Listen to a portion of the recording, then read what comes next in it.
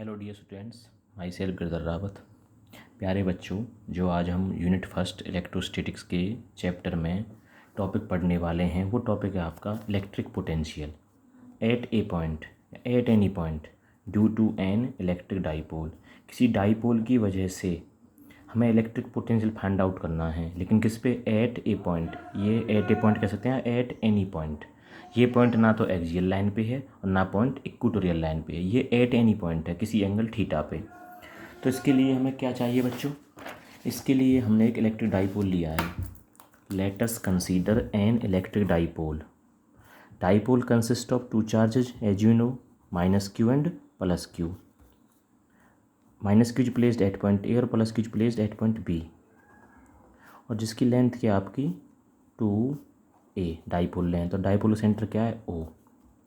अब इस डाइपोल के लिए हमें इलेक्ट्रिक पोटेंशियल फाइंड आउट करना किसी पॉइंट पर, लेकिन वो पॉइंट कहाँ? Eight any point. ना तो वो इसकी एक्सियल लाइन पे है और ना वो इसकी इक्वेटोरियल लाइन पे। एक्सियल लाइन मतलब उसके पैरेलल में डाइपोल मोमेंट के, और इक्वेटोरियल लाइन परपेंडिकुलर में, जो आप पिछले चैप्टर में कर चुके हैं। तो हमने यहाँ से किसी डिस्टेंस r पर एक पॉइंट P कंसीडर किया है। इस पॉइंट P पर हमें इलेक्ट्रिक पोटेंशियल फाइंड आउट करना है। तो इस पॉइंट P की डिस्टेंस क्या बनी? जो हमारी डिस्टेंस बनी इस P पॉइंट की A से, वो तो क्या बनी आपकी R1, और B से जो डिस्टेंस है वो डिस्टेंस क्या आपकी R2। अब इस P पॉइंट पर हमें नेट पोटेंशियल निकालना है इस डाइपोल की वजह से। अब इस डाइपोल की वजह से निकालेंगे तो आपको पता है सिंगल पॉइंट चार्ज, इस पॉइंट पर जो टेस्ट चार्ज प्लेस है, इस पॉइंट पर माइनस क्यू चार्ज की वजह से पोटेंशियल क्या आएगा। और यहाँ पे ये पॉइंट P जो था कितने एंगल पे हेल्ड है? थीटा एंगल पे, ना 0 डिग्री ना 90 डिग्री। तो आपको पता है यहाँ पे हेयर A से P की वैल्यू क्या है? A से P की वैल्यू R1, और B से P की वैल्यू क्या आपकी R2, और O से P की वैल्यू क्या है? R। और ये जो डाइपोल के साथ जो एंगल बनाया है P पॉइंट ने, वो एंगल क्या बनाया? थीटा, जिसकी वैल्यू क्या है? BOP। Angle BOP equal to theta degree. Dear students, as you know electric potential due to single point charge क्या आता है? वो चार्ज की पोलरिटी पर डिपेंड करता है, plus minus Q upon 4πε0r। जो चार्ज की वैल्यू आप पोटेंशियल की वैल्यू पढ़ चुके हैं किसी चार्ज बॉडी की वजह से। ऐसे इस ए पॉइंट पर जो चार्ज प्लेस है माइनस क्यू, उसकी वजह से पी पॉइंट पर पोटेंशियल क्या आएगा? वो क्या आएगा आपका V1। जो आपका आएगा ए पर चार्ज क्या? Minus Q upon 4πε0। डिस्टेंस क्या आपकी R1। Similarly electric potential at point P due to charge plus q, जो B पॉइंट पर प्लेस है, उसके लिए क्या आएगा? प्लस क्यू है आपका 4πε0r2। ये आपके पोटेंशियल्स हो गए। अब P पॉइंट पर आपको नेट पोटेंशियल फाइंड आउट करना किसकी हेल्प से? इस डाइपोल की मदद से। जो नेट पोटेंशियल आपका क्या होगा? V equals to V1 plus V2। दोनों वैल्यू जब एडअप करोगे तो कॉमन आउट क्या दोनों में से? Q अपॉन 4πε0 इंटू, यहाँ पे बचा -1/R1, और यहाँ क्या बचा? +1/R2। इसे हम लिख सकते हैं 1/R2 माइनस 1/R1, जिसे आप LCM लेके निकाल सकते हैं Q अपॉन 4πε0। LCM क्या है बच्चों आपका?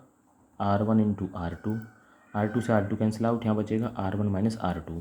अगर आपको पोटेंशियल फाइंड आउट करना है तो आपके पास चार्ज चाहिए जो डाइपोल दिया हुआ है, 4πε0 कांस्टेंट वैल्यू है, और R1 R2 की डिस्टेंस चाहिए। लेकिन अगर P पॉइंट की दूरी इन चार्जेस से नहीं दी हुई है, R1 R2 गिवन नहीं है। अगर गिवन है तो आसानी से हम यहीं से कर देंगे। अगर गिवन नहीं है, सिर्फ आपको क्या दे रखी है? डाइपोल की लेंथ दे रखी है 2a, ये पोर्शन A और ये पोर्शन A, तब तो आपको R1 R2 कैलकुलेट करने होंगे। अब R1 R2 कैलकुलेट कैसे करेंगे? उसके लिए हम यहाँ से B पॉइंट से परपेंडिकुलर ड्रॉ कर रहे हैं। परपेंडिकुलर जो हमने ड्रॉ किया है, इस पॉइंट को नाम दे रहे हैं C। BC परपेंडिकुलर ड्रॉ करने पर ये जो B से P की दूरी है और C से P की दूरी इक्वल हो गई। ये भी R2, और यहाँ से यहाँ तक क्या बनेगा? R2। तो ये वैल्यू हमें निकालनी है, ये क्या बनेगी। ऐसे ही इस लाइन को जब आप आगे बढ़ाओगे, इस पॉइंट को नाम क्या दे रहे हैं हम? Q। और यहाँ से आपने परपेंडिकुलर ड्रॉ किया है। परपेंडिकुलर इस तरह से किया है कि जो ये पॉइंट है आपका D से लेकर P की दूरी और A से लेकर P की दूरी क्या बन जाएगी? वो बराबर होंगी। ये भी R1 और D से लेकर P भी क्या होगी? R1। ये भी क्या आपका परपेंडिकुलर ड्रॉ किया है। ये एंगल थीटा है, इसके अपोजिट एंगल भी क्या बनेगा? थीटा। अब आपको वैल्यू चाहिए R1 की वैल्यू, R2 की वैल्यू। डायग्राम से आप देखते हो बच्चों, यहाँ पे हेयर जो R1 की वैल्यू किसके बराबर है, R1 जो वैल्यू बराबर है डायग्राम में वो A से P के इक्वल है, A से P, और A से P किसके इक्वल है, डी पी। तो क्लियर आपको यहाँ से R1 की वैल्यू, और डी पी किसके इक्वल होगा, डी से पी की जो वैल्यू है वो बराबर है ओ डी प्लस में ओ पी, या आप कह सकते हैं ओ पी प्लस में ओ डी। अब ओ पी की वैल्यू तो आपको पता है, ओ से लेकर पी की वैल्यू तो क्या आपकी आर, लेकिन ओ डी की वैल्यू कैलकुलेट करनी होगी हमें अभी, तो ये निकालना आपको, एक तो क्या निकल जाएगा यहाँ से R1, और सिमिलरली R2 की वैल्यू क्या बनेगी बच्चों, आपको यहाँ से जो R2 है वो किसके बराबर है, सी पी पी के बराबर है, तो हम लिख सकते हैं R2 की वैल्यू किसके बराबर हो गई, बी पी, बी से लेकर पी क्या आपका R2, और ये किसके बराबर होगा, इस पोर्शन के, जो पोर्शन का नाम क्या है सी पी। अब सी पी को कैसे कैलकुलेट करें, ये वैल्यू क्या आपकी आर है पूरी, जिसका नाम है ओ से लेकर पी, ओ पी में से क्या सबट्रैक्ट करना होगा आपको, ओ से लेकर सी की वैल्यू, तो आपको ओ पी तो पता है आर, हमें ये वैल्यू चाहिए ओ सी, तो इसके द्वारा हम क्या निकाल देंगे R2। अब हमें दो वैल्यू चाहिए ओ डी और ओ सी, उसके लिए हम इन ट्रायंगल्स का यूज करेंगे, आप यूज कर सकते हैं इन ट्रायंगल, यहाँ पे जो ट्रायंगल दिया आपको कौन सा है वो B O C, in triangle B O C. अब बी ओ सी ट्रायंगल में जो वैल्यू आपकी बनेगी बी ओ सी, ये परपेंडिकुलर है, और यहाँ पे जो थीटा है, थीटा का अपोजिट क्या होता है, परपेंडिकुलर लाइन, और ये क्या हो गया बेस, और ये क्या हो गया हाइपोटेनस आपका। तो इसमें जो वैल्यू निकाल रहे हो आप ओ सी की वैल्यू, ओ सी अपॉन में ओ बी इक्वल्स टू क्या बन गया आपका कॉस थीटा, और ओ सी की वैल्यू आप निकाल रहे हैं, तो ओ सी अपॉन में ओ से बी की वैल्यू क्या बनेगी, 2a का half portion a equals to cos theta. तो क्या बना बच्चों यहाँ से O C equals to a cos theta. Similarly आप इस ट्रायंगल में, जो आपका ट्रायंगल क्या है A O D, triangle A O D, उसमें आप क्या कैलकुलेट करोगे, इस ट्रायंगल में ए ओ डी में ये ओ डी की वैल्यू जो आपकी क्या आएगी, O D equals to a cos theta आएगी सिमिलरली वो।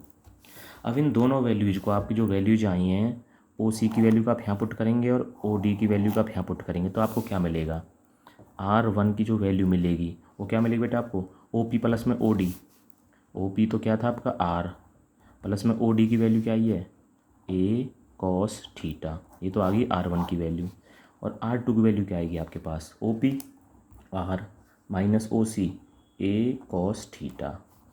तो ये जो वैल्यूज आपको मिली हैं, इन दोनों वैल्यूज को आपको कहाँ यूज करना है इस इक्वेशन में, तो हमें क्या मिलेगा, net potential V equals to q upon 4πε0 into R1 minus R2, और R1 की वैल्यू क्या आपके R plus a cos theta, minus जब करेंगे तो R तो बन जाएगा माइनस का, और ये माइनस क्या बन जाएगा plus a cos theta upon, और इन दोनों का मल्टीप्लाई नीचे R1 इंटू R2, ए प्लस बी और ए माइनस बी क्या होता है ए स्क्वायर माइनस बी स्क्वायर।